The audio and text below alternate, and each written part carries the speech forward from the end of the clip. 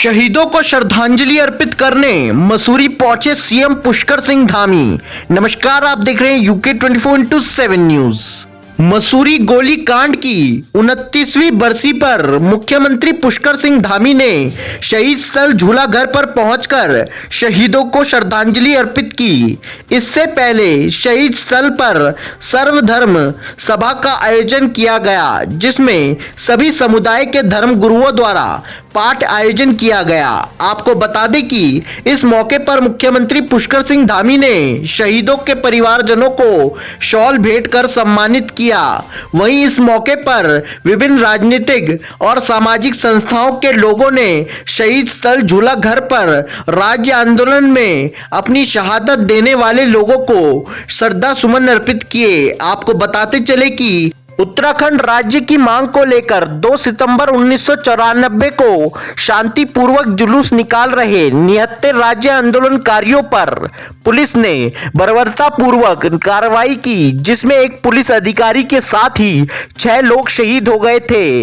वहीं इस मौके पर मुख्यमंत्री पुष्कर सिंह धामी ने शहीदों को श्रद्धांजलि देते हुए कहा कि सरकार द्वारा प्रयास किया जा रहा है कि उत्तराखंड के शहीदों के सपनों के अनुसार राज्य का विकास हो सके। वहीं उन्होंने पूर्व प्रधानमंत्री स्वर्गीय अटल बिहारी वाजपेयी का भी आभार व्यक्त करते हुए कहा कि उनकी बदौलत ही आज हमें अलग उत्तराखंड राज्य मिल पाया है। वहीं इस मौके पर रक्षा राज्य मंत्री अजय भट्ट ने कहा कि केंद्र सरकार और राज्य सरकार द्वारा उत्तराखंड प्रदेश में चहुमुखी विकास किए जा रहे हैं और अनेकों योजनाएं संचालित की जा रही हैं। देखिए पूरी खबर नितेश उनियाल की यूके 24/7 के लिए मसूरी से।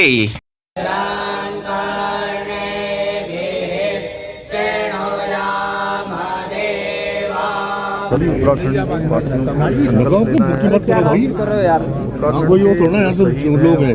आंदोलनकारी उनके सपनों के अनुरूप, उनके आशाओं के अनुरूप उत्तराखंड राज्य के निर्माण में अपना योगदान देंगे। और श्रद्धेय अटल बिहारी वाजपेयी जी का भी मैं स्मरण करना चाहता हूँ कि वो उनके प्रधानमंत्रित्व काल में ही उत्तराखंड राज्य हमको प्राप्त हुआ था। उनको भी मैं अपनी श्रद्धांजलि देता हूँ, उनका नमन। कैबिनेट द्वारा कि जिस परिकल्पना के लिए लड़ाई लड़ी गई थी उस पर खरा उतरा है उत्तराखंड आज? नहीं, पूरी तरह से हम जिन उद्देश्यों के लिए, जिन कारणों से हमारे शहीदों ने अपनी शहादत दी, उस ओर बड़ी तेज़ी से बढ़े हुए हैं। आज आप देख लीजिएगा, 1 लाख करोड़ रुपए के काम अभी तक केंद्र सरकार ने ही दे दिए हैं और इतने ही काम अभी पाइपलाइन में हैं। और NH हो, NHAI हो या फिर हमारे पावर कॉरपोरेशन के काम हों, कोई भी काम हो, यहाँ पर सड़कें बन रही हैं। अब आप देखिए, मसूरी से आप देहरादून उतरेंगे, देहरादून से 2 घंटे में दिल्ली पहुँच जाएंगे। ऐसी ऐसी सड़कें बना रहे हैं और एक से एक नए इंस्टीट्यूट आ रहे हैं। तो ये सब जब हमको राज्य मिला उसके बाद ही ये आज मिल रहे हैं। और हमारा राज्य इस समय विकास कार्यों में देश के जो पहले और 2 और 3 जो प्रदेश आए हैं उसमें दूसरे नंबर पर है। तो इससे साफ जाहिर होता है कि बहुत तेज़ी से राज्य आज आगे चल रहा है। हम सबको, हमारे जो शहीद हुए हैं, उन्होंने अपनी शहादत जिन कारणों से दी, उन कारणों के प्रति सजग रह के काम करने की आवश्यकता है और यही हमारी सच्ची श्रद्धांजलि भी उनको होगी। सर, इसमें भारत सरकार ने एक बहुत बड़ा निर्णय लिया है कि पहले से ये था कि जो हमारी राज्य सरकारें हैं, संबंधित राज्य सरकारें, अगर वो सिविल एरिया में नगर पालिका वगैरह बनवाना चाहती हैं तो उनको उसकी कीमत देनी पड़ेगी जितना कि कैंटोनमेंट बोर्ड की प्रॉपर्टीज़ थी।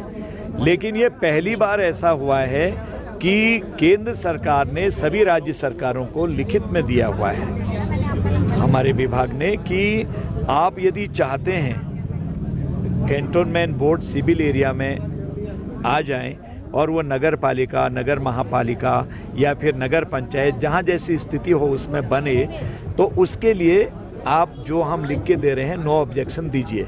तो कई सरकारों का अब धीरे धीरे सर्वे प्रारंभ हो गया है। यहाँ की सरकार ने भी, मुझे ज्ञात हुआ है कि सर्वे प्रारंभ किया है और आने वाले दिनों में सरकार का जैसा भी हमको करने का निर्देश आएगा या वो हमारी जो शर्तें कुछ हैं 2-4 उनको मान लेगी या उनकी रिपोर्ट आ जाएगी तो उसके बाद इसके रास्ते खुल जाएंगे। अब कीमत देने का या धनराशि देने का जो पहले से एक बहुत बड़ा लगता था कि अवरोध है, वो अवरोध भारत सरकार ने हटाया है। गांव की गलियों से शहर के शोर शराबे तक हम लाते हैं सही खबर आप देख रहे हैं यूके 24/7 न्यूज़। खबर वही जो है सच सही।